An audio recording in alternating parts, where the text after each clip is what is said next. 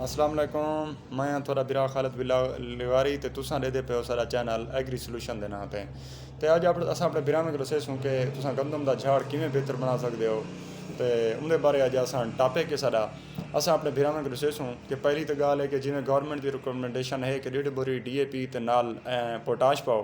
अगर वो तुसां नहीं पता तो तुसां कमी थी गई है तो लिहाजा हुण तुसां ये करो कि अगर थोड़ी ज़मीन मेरा है बहुत अच्छी है तो फसल गिरन का खदशा है तो अम्मोनियम सल्फेट पा सकते हो या यूरिया के नाल तुसां सल्फर की फ्लडिंग भी कर सकते हो।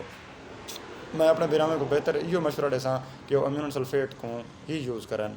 तो अगर थोड़ी ज़मीन नॉर्मल है तो माशाल्लाह तुम DAP भी अच्छी पहले कि पाती हुई है, SOP पाती ने तो ठीक है, अगर नहीं पाती तो इस वक्त भी तुम पा सकते हो तो नाल अम्मोनियम सल्फेट इस्तेमाल कर सकते हो। अम्मोनियम सल्फेट का सिर्फ फंक्शन एक है नहीं कि ज़मीन को यूरिया देवन नहीं, उन नाल सल्फर की जी ताकत है वो ज़मीन को गुर्रा करन और उन्हें जड़ की मजबूती वास्ते ज़रूरी है। इहदे वास्ते ज़मीन में नामियाती मादे की जी कमी होती है वो पूरा करन दी तो ज़मीन की सलाहकार भी है और ये कम pH लेवल वाली है तो जल्द असर दिखाने वाली भी है।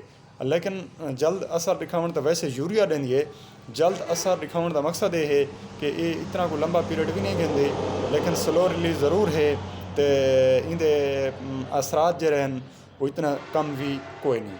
नाइट्रोजन की जी मौजूदगी है वो ज़ियाफ़ के अमल को तेज़ करेंदी है तो वल एक बई गल है कि अमूमन तुम सुनते हो अपने ज़राई मारीन करें कि वह नाइट्रोजन उड़ वेंदी है। अम्मोनियम सल्फेट अगर तुम गिनसो उन यूरिया का ज़्यादा चांस भी बहुत कम थी वेंदे।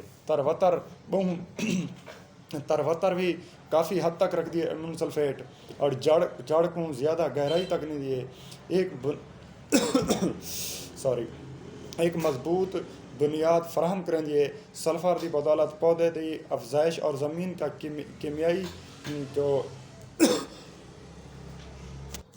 केमियाई तामल को नॉर्मल करेंदी है, पौधे की खुराक को बढ़ावन के अमल को तेज़ करेंदी है और पानी की कमी को बर्दाश्त करने की सहूलियत करेंदी है और मुख्तलिफ बीमारियों के खिलाफ सल्फर कुव्वत मुदाफ़ियत भी रखती है। जिमें कि तुम को आख सकते हो कि वो फंजीसाइड जहर भी है, ठीक है, वो अपना पापोंदी कुछ जहर के भी शामिल किया वेंदे।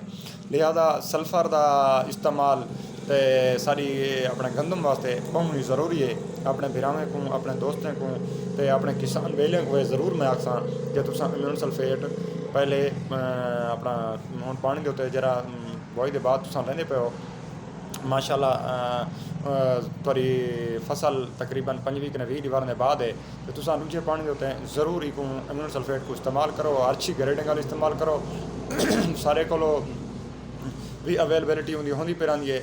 तुम जिमें कि अपने बोर्ड से लिखते पे जाफर एग्रो ट्रेडर नूरामद वाले भी मौजूद है, इंशाल्लाह मुनासिब रेट से अपने बिरा में करो बाजार तुम गिन सकते हो। लेकिन अच्छी कंपनी और अच्छे माल को चेक करके गिनसो तो इंशाल्लाह थोड़े फ़ायदा थी सी और झाड़ भी मजबूत थी सी तो गंदम दे इंशाल्लाह पैदावार भी ज़्यादा थी सी। अल्लाह निगहबान।